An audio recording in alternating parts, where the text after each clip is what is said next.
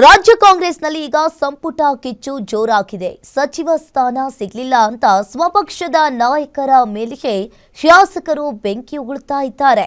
ಈ ಬಾರಿಯಂತೂ ಖಂಡಿತ ಮಂತ್ರಿಗಿರಿ ಸಿಕ್ಕೇ ಸಿಗುತ್ತೆ ಅಂತ ನಿರೀಕ್ಷೆಯಲ್ಲಿದ್ದ 20ಕ್ಕೂ ಹೆಚ್ಚು ಶಾಸಕರು ಈಗ ಬಹಿರಂಗವಾಗಿಯೇ ಆಕ್ರೋಶವನ್ನ ಹೊರಹಾಕ್ತಾ ಇದ್ದಾರೆ. ರಾಜೀನಾಮೆ ಬೆದರಿಕೆಯಿಂದ ಹಿಡಿದು ಹೈಕಮಾಂಡ್ ಮನೆ ಬಾಗಿಲು ತಟ್ಟುವವರೆಗೆ ರೆಬಲ್ ಶಾಸಕರು ಪ್ಲಾನ್ ಮಾಡಿಕೊಂಡಿದ್ದಾರೆ. ಕೈಪಾಳ್ಯದಲ್ಲಿ ಶುರುವಾಗಿರುವ ಬಂಡಾಯದ ಕಂಪ್ಲೀಟ್ ರಿಪೋರ್ಟ್ ಇಲ್ಲಿದೆ ನೋಡಿ.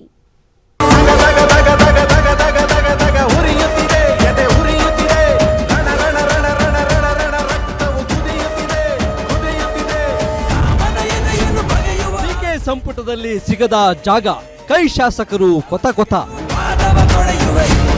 ರಾಜೀನಾಮೆ ಬೆದರಿಕೆ, ಹೈಕಮಾಂಡ್ ಭೇಟಿಗೆ rebels plan. CM DK Shivakumar ಸಚಿವ ಸಂಪುಟ ವಿಸ್ತರಣೆಯನ್ನೇನೋ ಮಾಡಿಕೊಂಡಿದ್ದಾರೆ. ಆದರೆ ಸಚಿವ ಸ್ಥಾನ ಸಿಗಬಹುದು ಎಂದು ಕಾದಿದ್ದ ಸಾಲು ಸಾಲು ಶಾಸಕರು ಈಗ ಭೀಕರವಾಗಿ ಸಿಟ್ಟಾಗಿದ್ದಾರೆ.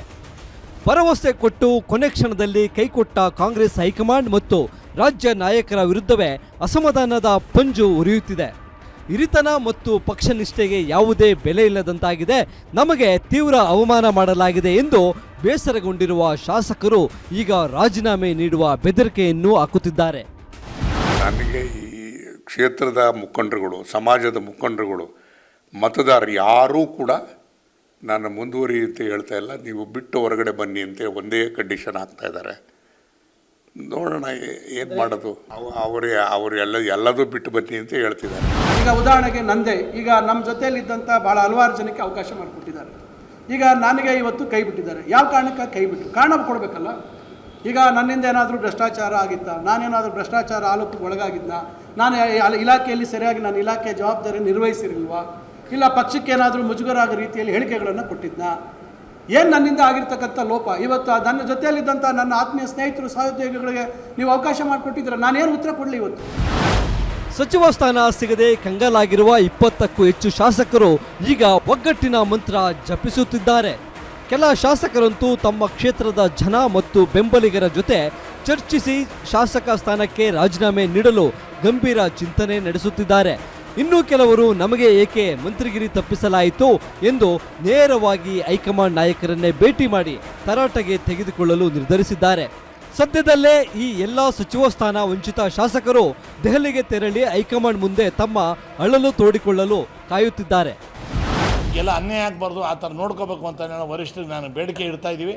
ಮತ್ತು ಕೆಲವು ಸ್ನೇಹಿತರು MLAಗಳು ನಾನು 15-20 ಜನ ಇವತ್ತು ನಾಳೆ ಅವರಿಗೆ ಸಭೆ ಸೇರಿ ತೀರ್ಮಾನ ಮಾಡಿ ನಾವೆಲ್ಲ ದೆಹಲಿ ಮಟ್ಟಕ್ಕೆ ಹೋಗಿ ಅವ್ರಿಗೆಲ್ಲ ಸ್ವಲ್ಪ ನಾವೆಲ್ಲ ತಿಳುವಳಿಕೆ ಹೇಳಿ ಈ ಥರ ಆಗಬಾರ್ದು, ಮುಂದೆ ಕೂಡ ಇನ್ನು ಪಕ್ಷ ಸಂಘಟನೆ ಆಗ್ಬೇಕಾದ್ರೆ ನಮ್ಮನ್ನೆಲ್ಲ ಕಟ್ಕೊಂಡೇ ಹೋಗ್ಬೇಕಾಗುತ್ತೆ, ಇಲ್ಲ ನಮ್ಮನ್ನು ಬಿಟ್ಟರೆ ಭಾಳ ನಿಮಗೆ ಪಕ್ಷಕ್ಕೆ ತೊಂದರೆ ಆಗ್ತದೆ. ನಾವೆಲ್ಲ ಪ್ರಾಮಾಣಿಕವಾಗಿ ನಮ್ಮ ಮಾತೃ ದಯಮಾಡಿ ನಮ್ಮಲ್ಲಿ ಯಾರಿಗಾದರೂ ಆಗಲಿ ಒಂದು ಸಚಿವ ಸ್ಥಾನ ಕೊಡಬೇಕು ಅನ್ನೋ ಬೇಡಿಕೆಯನ್ನು ಇಟ್ಟು ಪರಿಪರಿಯಾಗಿ ಮನವಿ ಮಾಡಿಕೊಂಡಿದ್ದೀವಿ.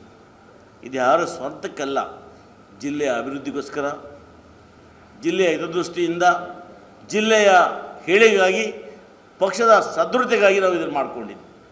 ಆದರೆ ಯಾಕೋ ಏನೋ ನಮಗೆ ಹೈಕಮಾಂಡು ಹಿರಿಯರು ಎಲ್ಲ ಕೂಡ ಇವತ್ತು ಕೋಲಾರಕ್ಕೆ ಸಚಿವ ಸ್ಥಾನವನ್ನು ಕೊಡದೆ ನಮ್ಮ ಜನರಿಗೆ ಎಲ್ಲ ಕೋಲಾರ ಜನತೆಗೆ ಅನ್ಯಾಯವನ್ನು ಮಾಡಿದ್ದಾರೆ.